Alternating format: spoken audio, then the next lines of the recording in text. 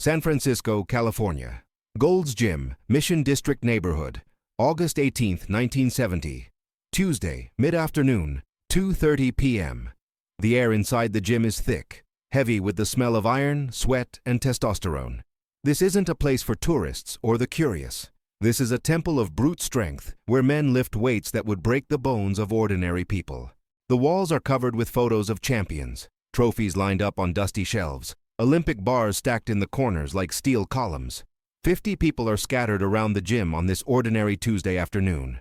Professional bodybuilders, Olympic weightlifters, some wrestling fighters using the space for conditioning, men who have dedicated their lives to sculpting their bodies into monuments of muscle and power. In the center of the gym, near the squat rack, stands Frank Morrison, 6'2", tall, 250 pounds of pure muscle mass. California state bodybuilding champion for 3 consecutive years. His arms measure 20 inches in circumference. His chest is so broad that he has to have shirts custom made. His thighs are thicker than the waists of normal men. Frank is in the middle of a set of barbell curls. 130 pounds on each side of the bar. 260 pounds total, a weight that most men couldn't lift off the ground, and he's curling it up and down as if it were a bamboo stick. His veins pop like ropes under his skin. Sweat runs down his face, dripping onto the concrete floor. He lets out a roar with each rep.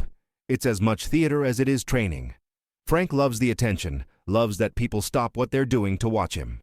The front door of the gym opens. Afternoon sunlight floods the dark space. A small silhouette enters, closes the door behind him. Bruce Lee, 5'7".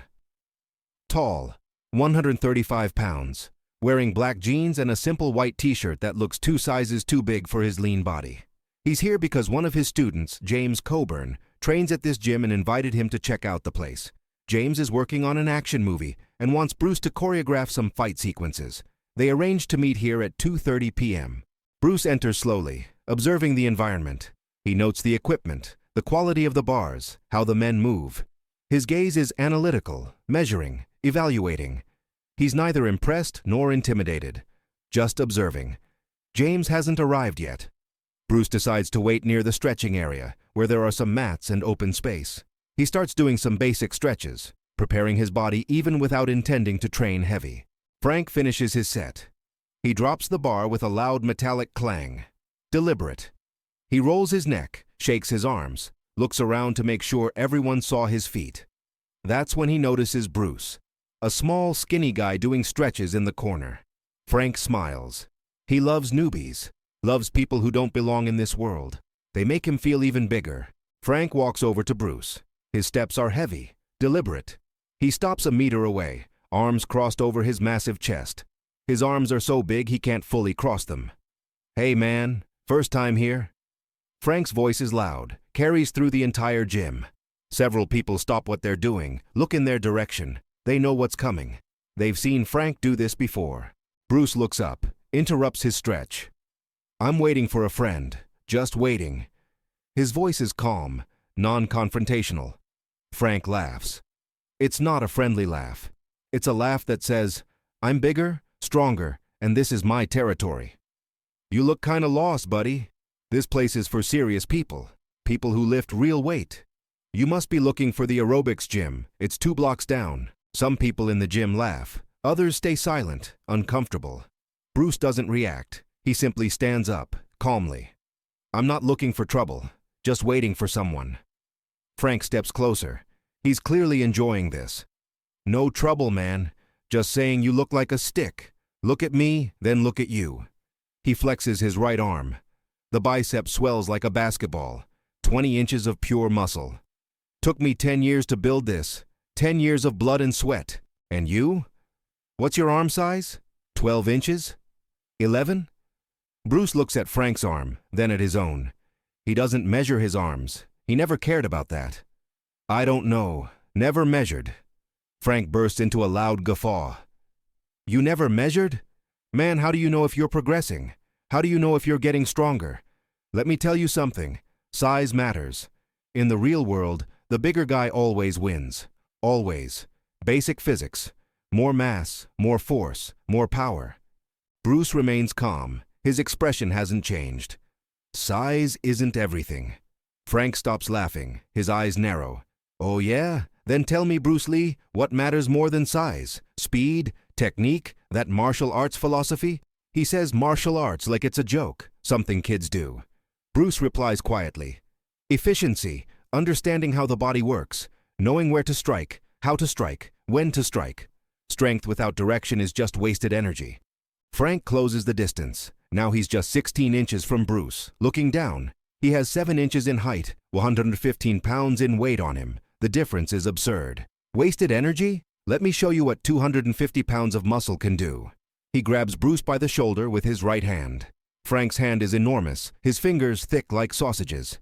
He squeezes, not with full force, but enough to make a point. Feel that? That's real power. The entire gym is watching now. Everyone has stopped their workouts. This is the kind of confrontation that defines hierarchies.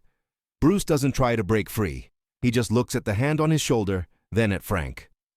You want to show me your strength? Frank smiles. Yeah. I want to show you why size matters. Why you should be at home eating rice instead of here with real men. But I'm fair. I'll give you a shot. Hit me. Hit my stomach. Use all your kung fu strength. Let's see if your 135 pounds can tickle my abs. Silence. The whole gym is waiting to see what Bruce will do. Some people are excited. Others are uncomfortable. This is going too far. I don't want to fight you. Bruce's voice is still calm, but there's something in it now. A steel edge that wasn't there before. Frank laughs again.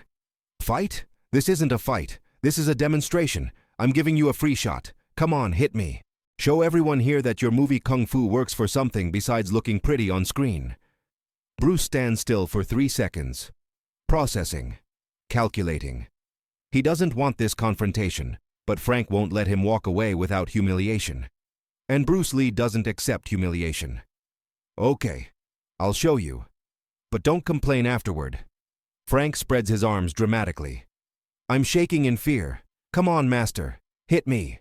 Bruce steps back, creating space. Frank thinks Bruce is assuming some exotic fighting stance. He grins at the audience. Look at this. He's gonna dance first. But Bruce isn't dancing. He's measuring distance. His eyes fixed on Frank's torso, specifically the area between the sternum and the navel. The solar plexus. The network of nerves that controls breathing and connects major organs. In a body with 8% body fat like Frank's, those nerves are more exposed, more vulnerable. All that muscle definition, all that vascularity, means no layer of protection. Frank puts his hands on his hips, chest puffed out. I'm waiting. You got all day. Bruce moves.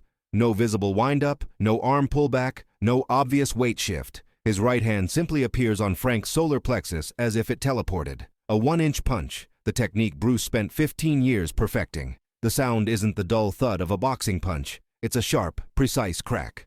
The kind of sound that makes people wince instinctively. Frank's body locks up. His eyes widen. His mouth opens, but no sound comes out. His arms drop from his hips. For a full second, he stands completely still, like a statue. Then his knees buckle. He falls forward, managing to get his hands on the ground at the last fraction of a second. He's on all fours, like a wounded animal. His whole body is shaking. He tries to breathe. Can't. His diaphragm is in full spasm. The nerves in his solar plexus overloaded. He's conscious, fully conscious, but his body has stopped obeying commands. The gym is in absolute silence. 50 people frozen. No one expected this. No one would believe it if they hadn't seen it. Frank Morrison, 250 pounds of muscle, state champion, dropped by a man who looks like he's never lifted a weight in his life. Frank is shaking.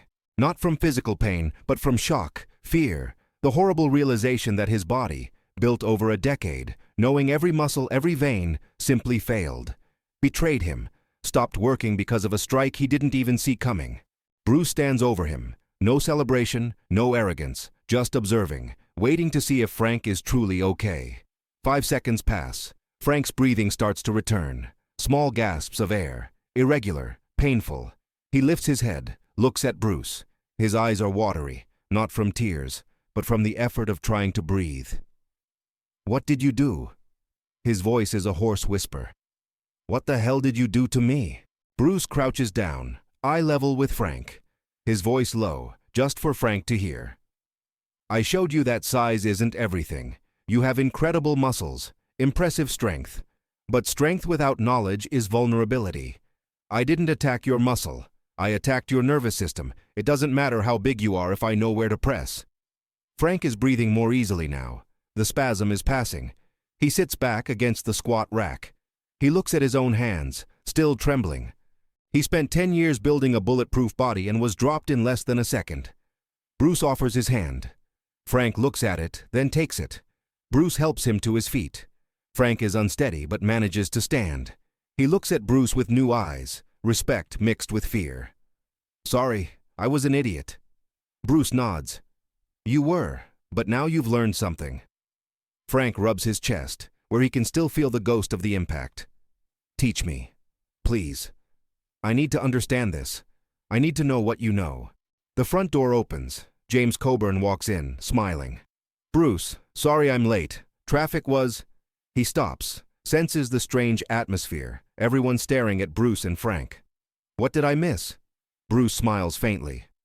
Nothing important, just a demonstration. Frank looks at James, then back at Bruce. You're really Bruce Lee, the Bruce Lee. James laughs. Frank, you challenged Bruce? Man, you're lucky. I've seen him knock out guys twice your size. Frank shakes his head slowly. I wasn't lucky. I got a lesson. The best lesson of my life.